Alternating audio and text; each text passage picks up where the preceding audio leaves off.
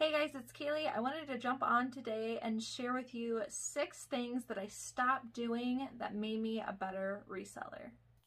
If you're new here, hi, my name is Kaylee. I'm an online reseller. I find used clothing at thrift stores and I flip them online for a profit. My channel is about teaching other people to resell and make money online.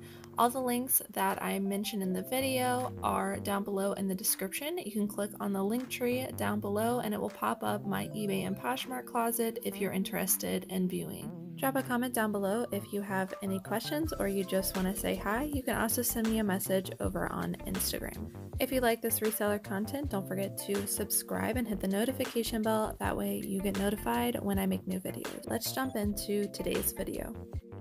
So I feel like when we first start reselling, we're trying to follow basically everyone on the internet and we try a bunch of different ideas and we throw them at the wall and we see if they stick and if they work. There are a lot of concepts going around and it's really hard to nail down what really works for you. So a lot of us, when we first start reselling, just try things out, and if they work, they work, and we usually stick with it for a while. But there were a couple things that I was doing that I think a lot of other resellers do that I actually stopped doing, and they made me a better reseller. So these are obviously my opinions and my opinions alone. I am not trying to give you advice, but this is just my experience. I hope that some of these suggestions might work for you. I think some of them are going to surprise you. So the first thing I wanted to share with you was that I stopped going through every item on the rack. So when I first started and I was out at thrift stores, I would try to follow along what every other reseller was doing in their videos, which was grabbing every single hanger, pulling forward, and then looking at every single tag of every item. As my experience has grown and I've started to learn some of the different structures, some of the different fabrics and styles that these brands that I'm looking for use, it makes it really easy to kind of cherry pick items. So now when I walk through the thrift store, I just walk down the aisle. I go kind of slowly. I do not touch every item, and I've taught my eyes to kind of skip over anything that doesn't look like quality or things that I definitely know is not something that I'm going to pick up. In the beginning, transitioning to this style of sourcing was actually very difficult. And even still, I find myself, if I start going through a couple items, I find myself wanting to go through every single hanger. And I think we kind of get in tunnel vision where we get so focused on doing that we don't realize how much time we're wasting by going over every single item that probably at first surface level glance you would probably skip over and save yourself so much time sourcing. So I used to spend probably 4 hours on average at one thrift store. Now I usually spend about an hour to an hour and a half at one thrift store, and I pretty much go through most of the store. There's a couple reasons I think that this sourcing method is the best, and that is, number one, it saves time. So by not touching every single item, I am able to get through the store more quickly, and I'm able to actually see more of the store because I'm able to gather in so much little amount of time. Is there a chance that by doing this method you might skip over something?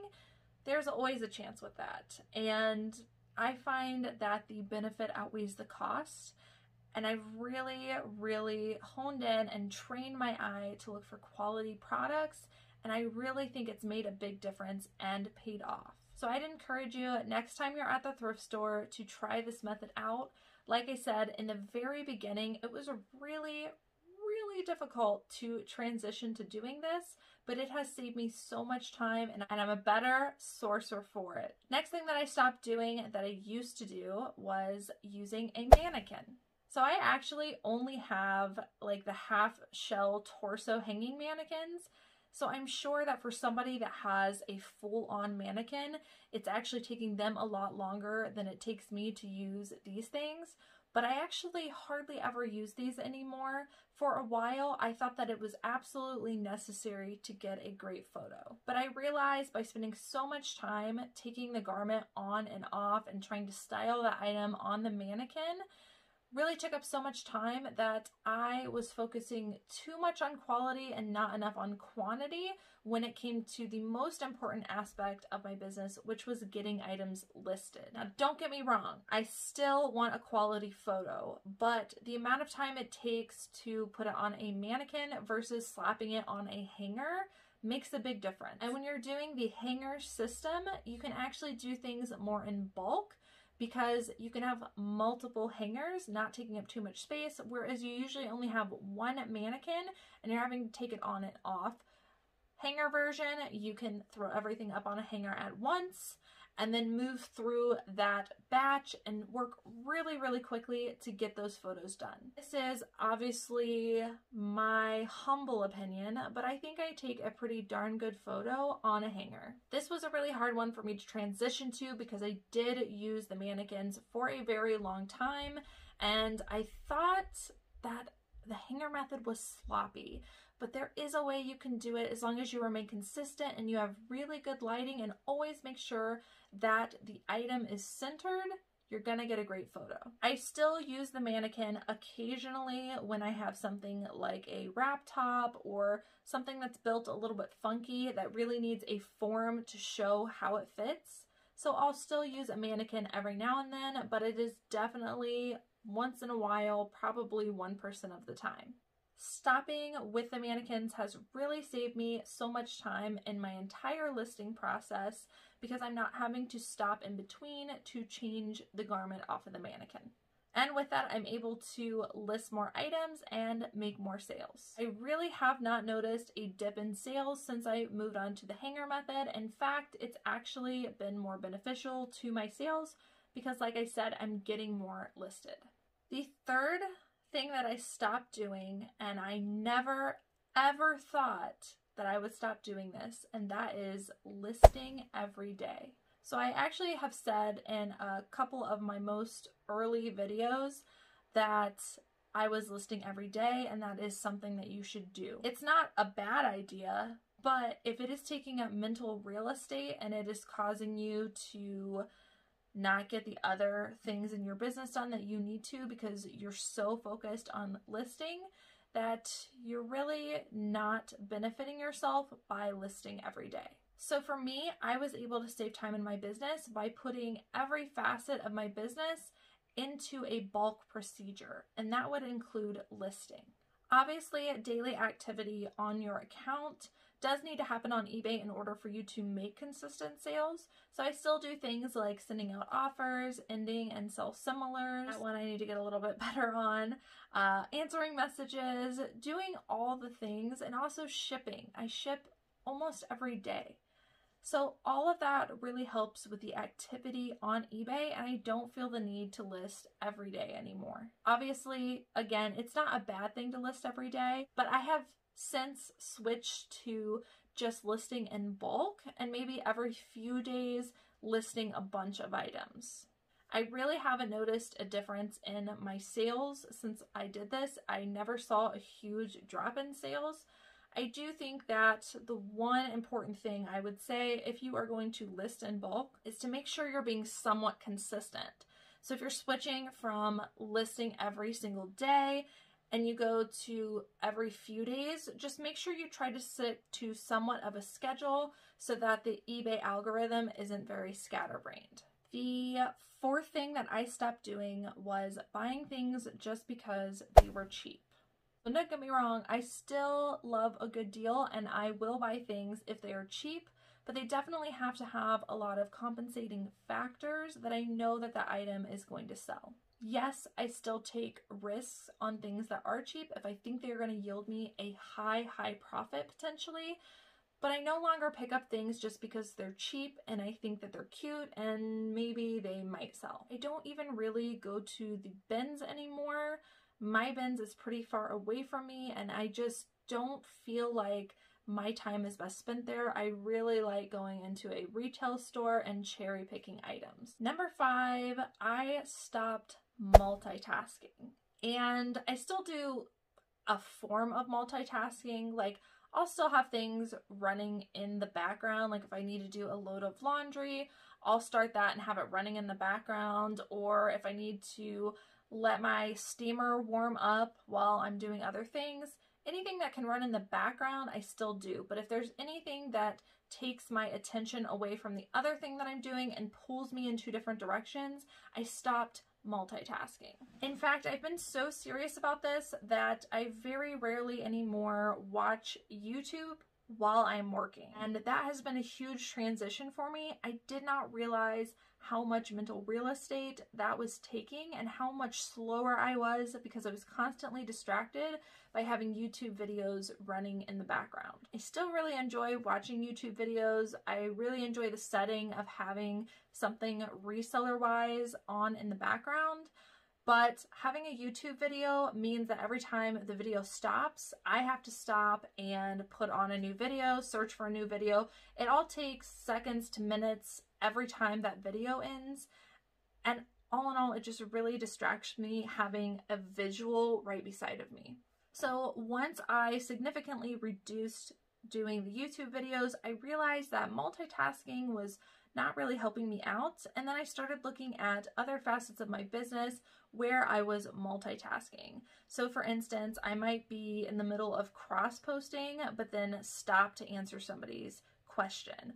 Or I might be answering questions and then stop to send offers while I'm waiting for a page to load. Little things like that really do not help me to get things done in an efficient manner. And so I stopped multitasking, YouTube being a very big part of that. Occasionally I find myself doing that, wanting to throw on a YouTube video, but again, I quickly see how distracting it can be, and I now try to force myself to get the work done and then take a small, uninterrupted break where I'm not working and can do what I want to do for a short amount of time. So I guess my big tip with that one is, if you are multitasking too much, start with what you have on in the background. I switched from videos to just music playing. Music playing does not distract me because I don't have that visual there and I don't have to constantly stop and search for something to have something playing. So I have reverted to playing music in the background and I'm getting a lot more done. And lastly is number 6, and that is I stopped going to thrift stores in my area. So I've mentioned this in a couple videos, and I know that you guys are in very similar situations where your thrift stores in your area suck. They have no good brands. Usually they're out of stock in most categories. Mine is just, there's no good stuff. I mean, not even for brands that people wear around here, I don't even find that. I think the most valuable thing that I have found in thrift stores around my area is maybe American Eagle. And they're still selling at thrift store full prices. They very rarely have enough sales where I think it would be worth it to go ahead and pick up some of those bread and butter items. They're selling them for full price Goodwill prices. So for me, thrifting in my area is no longer an option for me anymore, and I no longer waste the time going there in hopes that maybe within the past month they've changed some of their policies and procedures. I just don't go. Maybe here every 6 months or so I'll try and check in with them, but it really became a waste of my time, and I would rather spend that time that I would have been trying to find something good at my local thrift stores, driving to a better area of town where I know I'm gonna find home runs. This has made a huge difference in my business, and I can see myself picking up more and more quality product, being able to be a little bit more picky on what I'm bringing home, and then also trying to raise my average sale price up so that I can stop spending so much work doing shipping and I can ship less items for more profit. For a lot of you, you might not think that it is worth it to drive an hour away to do your thrifting, but if you think about it, if you are spending 2 hours in your thrift store and you're trying to go through everything, just trying to find a couple of pieces that are going to work for you, that could be your round trip to a better thrift store. I know driving's tough. I've done it for a while. I'm constantly, I think for the past maybe 6 years, my commute has been very, very long, not only with reselling, but also with my previous job. So driving sucks, but it is totally worth it to dedicate the time to drive, to go to a better area where you know you're going to get good product. All right, guys, so that is the end of today's video. I hope that you guys enjoyed those tips. Again, those are all just my opinion and some things that are work for me. And I just wanted to share those with you in case you might have been thinking about some of these things, or maybe you've never thought about them and you want to try them out. All of these 6 tips that I gave you today have made a huge impact on my reselling business, and I'm so glad that I forced myself to stop doing them and get refocused. Drop a comment down below. Let me know if you have any tips on things that you stopped doing, that you first did when you started reselling, that you no longer do now, that have made a significant impact in your business. As always, thank you guys so much for watching, and I will see you in the next video.